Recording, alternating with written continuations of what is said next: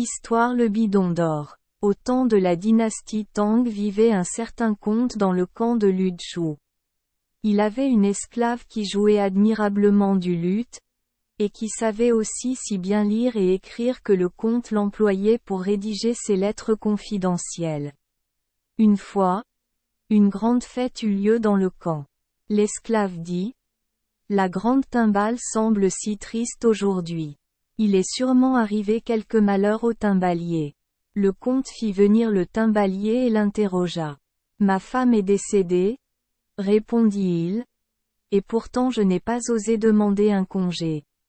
C'est pourquoi, malgré moi, ma timbale sonnait si triste. » Le comte lui permit de rentrer chez lui. À cette époque, il y avait beaucoup de conflits et de jalousies entre les comtes le long du fleuve Jaune. L'empereur voulut mettre fin à leurs dissensions en les unissant les uns aux autres par des mariages. Ainsi la fille du comte de Luchu avait épousé le fils du vieux comte de Weibo. Mais cela n'a pas beaucoup amélioré les choses. Le vieux comte de Weibo souffrait de troubles pulmonaires, et quand arrivait la saison chaude, la situation empirait toujours et il disait: « Oui, si seulement j'avais Luchu. Il fait plus frais et je m'y sentirais peut-être mieux. » Il rassembla donc autour de lui 3000 guerriers, leur donna une bonne solde, interrogea l'oracle sur un jour de chance et partit prendre Luchu de force. Le comte de Luchu en eut connaissance. Il s'inquiétait jour et nuit, mais ne voyait aucune issue à ses difficultés. Une nuit, alors que l'horloge à eau était déjà installée et que la porte du camp était fermée, il se promena dans la cour, appuyé sur son bâton. Seul son esclave le suivait. « Seigneur, » dit-elle, « il y a maintenant plus d'un mois que le sommeil et l'appétit vous ont abandonné. Vous vivez triste et seul, enveloppé dans votre chagrin. À moins que je ne sois grandement trompé, c'est à cause de Weibo. »« C'est une question de vie ou de mort, » répondit le comte, « à laquelle vous, les femmes, ne comprenez rien. »« Je ne suis qu'une esclave, » dit-elle, « et pourtant j'ai pu deviner la cause de votre chagrin. » Le comte comprit que ces paroles avaient un sens et répondit: « Vous êtes en vérité une fille extraordinaire. C'est un fait que je réfléchis tranquillement à une façon de m'échapper. » L'esclave dit: « C'est facile à faire. Vous n'avez pas besoin d'y penser, maître. Je vais aller voir Weibo et voir comment ça se passe. C'est la première veille de la nuit. Si j'y vais maintenant, je pourrai être de retour à la 5e veille. Si vous ne réussissez pas, » dit le comte, « vous ne ferez que m'attirer le malheur plus vite. »« Un échec est hors de question, » répondit l'esclave. Puis elle se rendit dans sa chambre et prépara son voyage. Elle peigna ses cheveux corbeaux, les attacha en un nœud sur le dessus de sa tête et les attacha avec une épingle dorée. Puis elle enfila un vêtement court brodé de pourpre et des chaussures tissées en soie foncée. Dans sa poitrine, elle cacha un poignard sur lequel étaient gravées des lignes de dragon, et sur son front elle écrivit le nom du grand Dieu. Puis elle s'inclina devant le comte et disparut. Le comte se versa du vin et l'attendit, et quand le corps du matin sonna, l'esclave flotta devant lui aussi légère qu'une feuille. « Est-ce que tout s'est bien passé ? » demanda le comte. « Je n'ai pas discrédité ma mission, » répondit la jeune fille. « Avez-vous tué quelqu'un ? » ? « Non. Je n'ai pas eu à aller aussi loin. Pourtant, j'ai emporté le bidon doré placé au bout du canapé de Weibo en guise de gage. » Le comte lui demanda quelle avait été son expérience et elle commença à raconter son histoire. « Je suis parti au moment où les tambours battaient leur premier tatouage et j'ai atteint Weibo 3 heures avant minuit. Quand j'ai franchi le portail, j'ai vu les sentinelles endormis dans leur corps de garde. Ils ronflaient tellement que cela ressemblait à du tonnerre. Les sentinelles du camp marchaient au pas, et j'entrai par l'entrée de gauche dans la chambre où dormait le comte de Webo. Là, votre parent gisait sur le dos derrière le rideau, plongé dans un doux sommeil. Une épée coûteuse sortait de sous son oreiller. Et à côté se trouvait une boîte d'or ouverte. Dans la cartouche se trouvaient divers feuillets. Sur l'un d'eux était inscrit son âge et le jour de sa naissance, sur l'autre le nom du dieu grand ours. Des grains d'encens et des perles y étaient éparpillés. Les bougies de la pièce brûlaient faiblement et l'encens des encensoirs pâlissait en cendres. Les esclaves dormaient, recroquevillés tout autour. J'aurais pu retirer leurs épingles à cheveux et relever leurs robes et ils ne se seraient pas réveillés.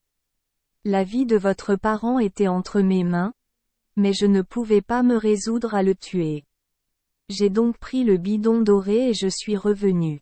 L'horloge à eau marquait la 3e heure où j'avais terminé mon voyage.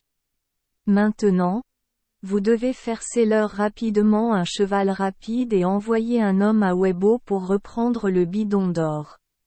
Alors le seigneur de Webo reprendra ses esprits et abandonnera ses projets de conquête. Le comte de Ludshu ordonna aussitôt à un officier de se rendre au plus vite à Webo. Il a roulé toute la journée et la moitié de la nuit et est finalement arrivé. À Webo, tout le monde était excité par la perte du bidon d'or. Il fouillait rigoureusement tout le camp. Le messager frappa à la porte avec sa cravache et insista pour voir le seigneur de Webo. Comme il arrivait à une heure si inhabituelle, le seigneur de Webo devina qu'il apportait des informations importantes et quitta sa chambre pour recevoir le messager. Ce dernier lui remit une lettre qui disait « Hier soir, un étranger de Webo est venu nous voir. Il nous a informé qu'il avait pris de ses propres mains une boîte dorée à côté de votre lit. Je n'ai pas osé le garder et je vous le renvoie donc par messager. » Lorsque le seigneur de Webo vit la boîte en or, il fut très effrayé. Il emmena le messager dans sa propre chambre, lui offrit un repas splendide et le récompensa généreusement. Le lendemain, il renvoya le messager et lui donna 30 000 balles de soie et un attelage de 4 chevaux, en cadeau pour son maître. Il écrit également une lettre au comte de Ludshu. Ma vie était entre vos mains. Je vous remercie de m'avoir épargné, regrette mes mauvaises intentions et m'améliorerai. À partir de ce moment, la paix et l'amitié nous uniront toujours, et je ne laisserai aucune pensée contraire me venir à l'esprit. Les citoyens soldats que j'ai rassemblés, je les utiliserai uniquement comme protection contre les voleurs. J'ai déjà désarmé les hommes et je les ai renvoyés aux travaux des champs. Et désormais l'amitié la plus chaleureuse exista entre les deux parents, au nord et au sud du fleuve jaune. Un jour, la jeune esclave vint et voulut prendre congé de son maître. Dans mon ancienne existence, dit l'esclave, j'étais un homme. J'étais médecin et j'aidais les malades. Il était une fois, par erreur, au lieu d'une potion curative, je donnai à boire à un petit enfant un poison à boire, et l'enfant mourut. Cela a amené le Seigneur de la mort à me punir et je suis revenu sur terre sous la forme d'une esclave. Pourtant, je me suis souvenu de mon ancienne vie, j'ai essayé de réussir dans mon nouvel environnement et j'ai même trouvé un professeur rare qui m'a enseigné l'art de l'épéiste. Cela fait déjà 19 ans que je vous sers. Je suis allé voir Webo pour vous afin de remercier votre gentillesse. Et j'ai réussi à faire en sorte que vous puissiez à nouveau vivre en paix avec vos proches et que j'ai ainsi sauvé la vie de milliers de personnes. Pour une femme faible, c'est un véritable service, suffisant pour m'absoudre de ma faute originelle. Maintenant, je vais me retirer du monde et habiter parmi les collines silencieuses, afin de travailler pour la sainteté avec un cœur pur. Peut-être réussirai-je ainsi à retrouver mon ancienne condition de vie. Alors je vous supplie de me laisser partir. Le comte comprit qu'il ne serait pas juste de la retenir plus longtemps.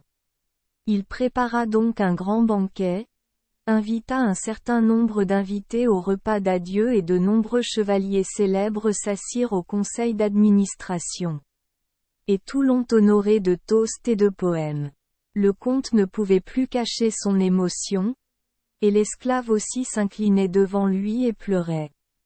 Puis elle quitta secrètement la salle du banquet, et aucun être humain ne découvrit jamais où elle était allée.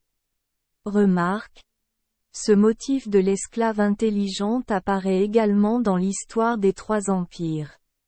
Sur son front elle a écrit le nom du grand dieu, concernant ce dieu, Taï, le grand, comparez la notation au numéro.